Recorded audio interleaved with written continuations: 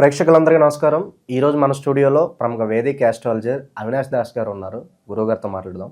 గురుగారు నమస్కారం. నమస్కారం అండి. ఓం నమ శివాయ. ఓం నమో వెంకటేశాయ. గురుగారు, శ్రీ విశ్వవసు నామ సంవత్సరంలో మకర రాశి వారికి ఈ కొత్త సంవత్సరం అంతా కూడా ఎలా ఉండబోతుంది, ఎలాంటి రిజల్ట్స్ ఉండబోతుంది, అలాగే మంచి రెమెడీస్ కూడా తెలియజేయండి చివరిలో. ముందు వీళ్ళ మకర రాశి వాళ్ళు ఆదాయం 8, వ్యయం 14, రాజపూజ్యం 4, అవమానం 5. సో పెద్దగా మీరు భయపడాల్సిన అవసరం లేదు. మనీ ఫ్లో బాగానే ఉందంటారా? ఆదాయం 8 ఉంది, ఖర్చు ఎక్కువ ఉంది, కానీ మీరు పెడతారా లేదా మీ ఇష్టం. రాజపూజ్యం, అవమానం సరి సమానంగా ఉన్నాయి. సో ఇప్పుడు వీళ్ళ దగ్గరకు వద్దాం. సో ఇక్కడ పాయింట్ ఏంటంటే మనకు గురు స్థానం, శని స్థానం, రాహుకేతు స్థానం. సో ఫస్ట్ మనం రాశి ఫలాలు చూసుకున్నప్పుడు టాప్ 3 ఎవరు ఉన్నారు అని చూసుకుంటాం ప్రతి సంవత్సరం. ఈసారి మకర రాశి వాళ్ళు 3వ స్థానంలో ఉన్నారు. So I want to give them a big congratulations. చాలా సంతోషంగా ఉండొచ్చు. No need to worry. అస్సలు ఏ టెన్షన్ లేకుండా, ఏ బాధ లేకుండా ఫస్ట్ కూల్గా ఉండండి. వీళ్ళకి అద్భుతమైన విషయం ఏంటంటే ధనస్థానంలో రాహు వచ్చాడు. రాహు అంటే మల్టిప్లికేషన్ చేస్తాడు. ఓవర్ నైట్ గ్రోత్ అంటే అన్ఎక్స్పెక్టెడ్ మనీ, అంటే ఏదో రకంగా బ్యాంక్ బ్యాలెన్స్ అనేది పెరుగుతుంది. ఒక షాప్ కాస్త 5 షాపులు, ఒక బండి కాస్త 5 బండ్లు కొంటారు. అంటే అన్ఎక్స్పెక్టెడ్గా పెరుగుతుంది. మనం చూస్తూ ఉంటాం. షాప్ ఏదైనా పెట్టామనుకోండి, ఫర్ ఎగ్జాంపుల్ టిఫిన్ షాప్ పెట్టాము, ఒక నెల 2 నెలలు బాగుంటుంది, టేస్ట్ బాగుంటుంది, అందరు గమనిస్తారు. తర్వాత ఒకటేసారి జనాలు వచ్చి విరుచుకోబడతారు, ఫుల్ అయిపోతుంది. అంటే అన్ఎక్స్పెక్టెడ్గా రైజ్ అవుతారు. కుకట్పల్లిలోనే సుబ్బయ్య గారి హోటల్ అని ఉంది. స్టార్టింగు జనాలు చూశారు, తర్వాత ఇప్పుడు విపరీతంగా సేల్స్ జరుగుతున్నాయి, చూస్తున్నాం. సత్యబాబు బిర్యానీ ఉంది, విపరీతంగా సేల్స్. ముందు 2-3-4 నెలలు ఫస్ట్ ఫ్లో కొంచెం ఉంటుంది, తర్వాత హిట్ అయింది అనుకోండి, ఒక రేంజ్కి వెళ్ళిపోతుంది షాప్ అనేది. సో ఆ అవకాశం ఉంది వీళ్ళకి ఈసారి. ధనస్థానంలో Rahu overnight success, big time success, multiply చేస్తాడు డబ్బుని. 10 + 10 ఎంత? 20. 10 × 10 ఎంత? 100. డిఫరెన్స్ ఉందా లేదా? మల్టిప్లికేషన్కి ఎడిషన్కి ఉంది కదా. సో 10 × 10 ఆ మల్టిప్లికేషన్ అయ్యే ఛాన్స్ ఉంది. ఒక చిన్న షాప్ ఉందండి, ఒక చిన్న స్వీట్ షాప్ ఉంది. వాడికి కాంట్రాక్ట్ వచ్చింది అనుకోండి ఒక మ్యారేజ్కి. ఒక్క రోజులో ఆడు సంవత్సరంలో సంపాదించేదంతా ఒక రోజులో సంపాదించేస్తాడు. చిన్న షాప్ గురించి మాట్లాడుతున్నాం. చిన్న షాప్ ఉంది ఆడికి, ఒక డబ్బా షాప్ కూడా కాదు, తక్కువ సేల్స్, టేస్ట్ బాగుంది. ఆడికి మ్యారేజ్ కాంట్రాక్ట్ దొరికింది, పెద్ద మ్యారేజ్. వాడికి ఇచ్చారు, చాలామంది ఉన్నారు, కానీ వాడికి ఇచ్చారు. వాడు బాగా తయారు చేస్తున్నాడు. వాడు ఏ ఆత్రేయపురం నుంచి వచ్చాడు, పూతరేకులు బాగా వేస్తున్నాడు. సంథింగ్ ఏ భీమవరం నుంచి వచ్చాడు, లేకపోతే కాకినాడ కాజా, ఏదో బాగా వేస్తున్నాడు, నచ్చింది. వాడు ఒక పెద్ద కాంట్రాక్ట్ ఇస్తారు, అక్కడికో వెళ్ళిపోతాడు కదా. వాడి ఇన్కము 10,000 ఉంటుంది, వాడికి 10 లక్షల కాంట్రాక్ట్ వచ్చింది. ఇంకేం కావాలి కదా, సంవత్సరానికి కావాల్సినంత ఇన్కమ్ వచ్చేస్తుంది. సో ఆ ఛాన్స్ ఉంది వీడికి. వీడు సాఫ్ట్వేర్ జాబ్ చేస్తున్నాడు, సడన్గా బయటకు వచ్చి కంపెనీ పెట్టేస్తాడు. అన్ఎక్స్పెక్టెడ్ ఇన్కమ్, నెలకి ₹1,00,000 సంపాదించేటోడు ఇప్పుడు నెలకి ₹1,00,00,000 సంపాదిస్తాడు. ఆ ఛాన్స్ ఉంది, కానీ తక్కువ మందికి ఉంటుంది. అది మీరు జాగ్రత్తగా గమనిస్తే మీకు చాలా అడ్వాంటేజ్. తర్వాత శని 3వ స్థానము, గురువు 6వ స్థానంలో ఉన్నారు. సో పరాక్రమం అయితే తగ్గేదే లే, దూసుకుంటూ పోతారు, విపరీతంగా కష్టపడతారు. తర్వాత గురువు ప్రారబ్ధ స్థానంలో ఉంది, అంటే పాస్ట్ కాదు ప్రజెంట్ కూడా కష్టపడాలి. కొంతమందికి పాస్ట్ చాలా బాగుంటే ప్రజెంట్ ఏం చేయనక్కర్లేదు, దానికదే నడుస్తుంది. అమ్మ నాన్ననే ఏవో వ్యాపారాలు ఉంటాయి, దాన్ని చూసుకుంటూ ఉంటారు, నడుస్తూ ఉంటుంది, ఆస్తులు ఉంటాయి, అంతా బాగుంటుంది. వీళ్ళకి ఏంటంటే ఈసారి మకర రాశి వాళ్ళకి వెనక కొంచెం ఉంది, ఇప్పుడు కూడా కొంచెం కష్టపడాలి. అంటే you have to work hard a little. కొంచెం మీ తెలివితేటలు వాడాలి, కొంచెం కష్టపడాలి, కొంచెం సపోర్ట్ ఉంది. ఆల్రెడీ ఒక సపోర్ట్ ఉంది. ఈసారి వీళ్ళకి సపోర్ట్ ఉంది, భయపడాల్సిన అవసరం లేదు. జీరో నుంచి మొదలు పెట్టాల్సిన అవసరం లేదు. అంటే కొంతమందికి ఎట్లుంటుందంటే కరెక్ట్ 90 మెట్లు ఎక్కించేస్తారు. నువ్వు 10 మెట్లు నడువు నాన్న అయిపోయింది సక్సెస్. వీడికి ఏంటంటే 50వ మెట్టు దగ్గర వచ్చి నుంచోబెట్టారు. ఇంకో 50 మెట్లు నడవాలి వీడు. 50 మెట్లు 30 మెట్లు నడవాలి. కొంచెం కష్టపడేది ఈసారి ఉంది.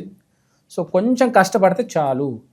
కానీ వీడు మైండ్ పాడు చేసుకొని తప్పడుగులు వేసాడు అనుకోండి, వచ్చిన 50 మెట్లు కాస్త పోయి మళ్ళీ నేల మీద పడతాడు కదా, జీరో దగ్గరకు వచ్చేస్తాడు, మళ్ళీ ప్లాట్ఫామ్ మీదకి వచ్చేస్తాడు. కాబట్టి వీడు కొంచెం జాగ్రత్తగా ఆలోచించాలి. ఇంకా 50 మెట్లే ఉన్నాయి, 50 మెట్లు దాటించారు నిన్ను. ఈ 50 మెట్లు ఉన్నవాడు కొంచెం స్లోగా వెళ్ళు, జాగ్రత్తగా వెళ్ళు. ఈ మెట్లే కష్టం యాక్చువల్గా ఎక్కడం 50 నుంచి 100 కదా. కాబట్టి కొంచెం స్లోగా ఎక్కితే బెటర్. త్వరపడొద్దు, తొందరపడొద్దు. సపోర్ట్ ఉంది కాదని చెప్పట్లా, స్లోగా కూల్గా ఆలోచించాలి.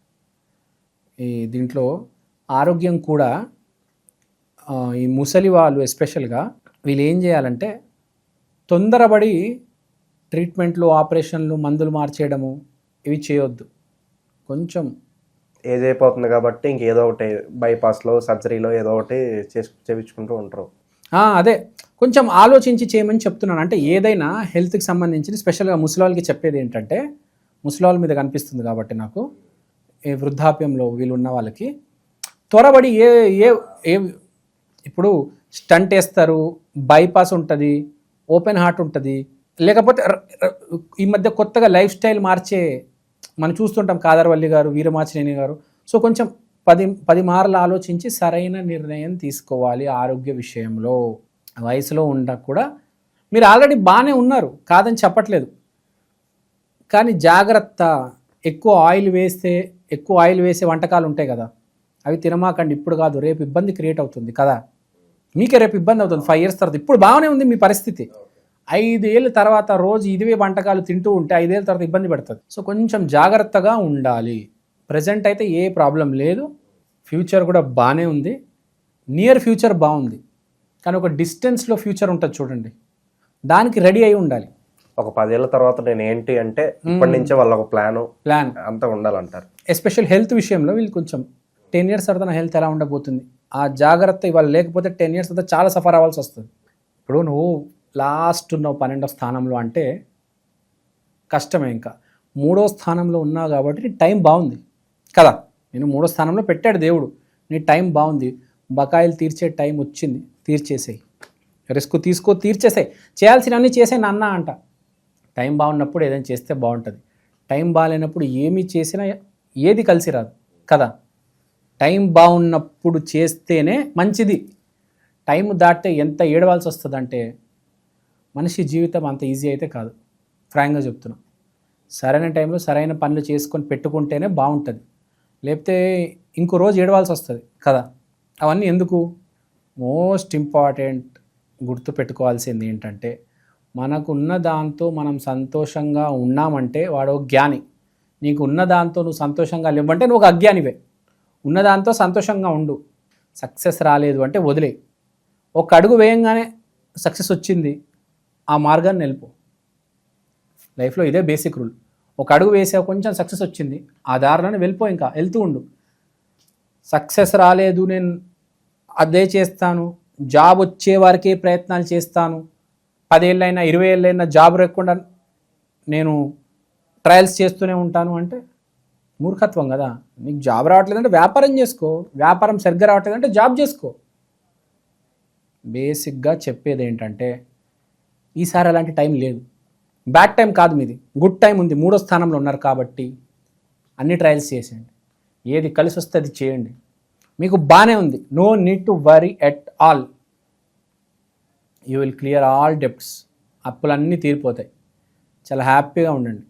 అస్సలు మకర రాశి వాళ్ళు ఆలోచించవలసిన అవసరం లేదు. 3వ స్థానంలో ఉన్నారు, గురువు కూడా 6వ స్థానం ప్రారంధము, శని కూడా 3వ స్థానము, రాహు 2వ ఇంట్లో, కేతు 8వ ఇంట్లో. No need. అసలు ఫ్రాంక్గా చెప్పాలంటే పెద్దగా ఆనందం లేదు, పెద్దగా బాధ లేదు, ఏదో నడిచేస్తుంది. ఒకటే గుర్తుపెట్టుకోవాలి, కండిషన్ ఒకటి ఉంది మకర రాశి వాళ్ళకి, ఈసారి ఎవరిని ఇబ్బంది పెట్టొద్దు. ఇబ్బంది పెట్టారా మీరు స్మాష్. ఫ్రాంక్గా చెప్తున్నా. ఈసారి మకర రాశి వాళ్ళకు ఉన్న కండిషన్, మీరు గనక వెళ్ళి మీ శత్రువులతో పెట్టుకున్నారా, మీరు గనక వెళ్ళి ఎవరైనా ఇబ్బంది పెట్టారా, మీరు స్మాష్, మట్టి కొట్టుకుపోతారు. గుర్తుపెట్టుకోండి. దేవుడు మిమ్మల్ని 3వ స్థానంలో పెట్టాడని చెప్పేసి క్షమించడు, కొడతాడు. ఈ పాయింట్లో మీరు తప్పు చేస్తే. ఇదే టర్మ్స్ అండ్ కండిషన్స్లో మీకు ఫస్ట్ పాయింట్ గుర్తుపెట్టుకోండి. Don't be negative. If you are negative you are finished. ఎవరి మీదైనా నెగిటివ్ థాట్ వచ్చినా కూడా మీకు డ్యామేజ్ జరుగుతుంది, గుర్తుపెట్టుకోండి. చాలామంది ఏం చేస్తారంటే సక్సెస్ కోసం అవతలాన్ని ఇబ్బంది పెడతారు. తర్వాత ఏమవుతుందంటే సక్సెస్ మొదలైనప్పుడు వీడిని అవతలాడు ఇబ్బంది పెడతాడు. మీకు అర్థమైందా? నేను సింపుల్ ఎగ్జాంపుల్ చెప్తాను. ఓ వ్యాపారం పెడదాం అనుకుంటాడు, ఎవరినో ఇబ్బంది పెడతాడు, వ్యాపారం పెట్టేస్తాడు. ఆ వ్యాపారం 10 ఏళ్ళ తర్వాత సూపర్ సక్సెస్ అవుతుంది. అప్పుడు వీడికి బ్యాడ్ టైం స్టార్ట్ అవుతుంది. డబ్బులు వస్తాయి కానీ ఇబ్బందులతో పాటు వస్తుంది. మీరు చూడండి, కొంతమంది డబ్బులు రాగానే ఆరోగ్యం పాడవుతుంది. గమనించారా? డబ్బులు వస్తూ ఉంటే ఇక్కడ వీడి ఆరోగ్యం పాడవుతుంటుంది. డబ్బులు లేనంత వరకు బాగుంటాడు వాడు. డబ్బులు ఎప్పుడైతే స్టార్ట్ అయ్యో షుగర్, బీపీ అటాక్ చేస్తుంది, ప్యారలిసిస్ వచ్చేస్తుంది. ఇదేంద్రా నాయన, ఆడు భయం వేస్తుంది, ఏం చేయలేడు ఆడు కూడా. అది గుర్తుపెట్టుకోవాలి. కాబట్టి మనం ఎప్పుడైనా గుర్తుపెట్టుకోవాలి, ధర్మ మార్గాన్ని రావాలి. ఎవరిని ఇబ్బంది పెట్టొద్దు. వీడిని చూస్తుంటే నాకు ఏం కనిపిస్తుంది అంటే వీడు ఈసారి ఇబ్బంది పెడతాడు, మకర రాశి వాడు అవతలాడిని అని కనిపిస్తుంది నాకు. I'm able to see that this guy is going to damage, hurt some people. అవతల వాడిని ఇబ్బంది పెట్టబోతున్నాడు. అది చేయవద్దు నాన్న, గుర్తుపెట్టుకో. తర్వాత మీరు ఒక ప్రశ్న అడుగుతారు, రెమెడీస్, పరిహారాలు.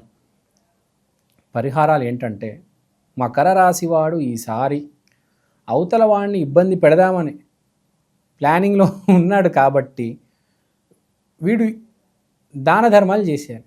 నీకు ఎవరి మీద అయితే కోపం ఉందో ఫస్ట్ వాడిని టూర్కి తీసుకెళ్ళి, వాడిని ట్రిప్కి తీసుకెళ్ళి, వాడిని పార్టీకి తీసుకెళ్ళి.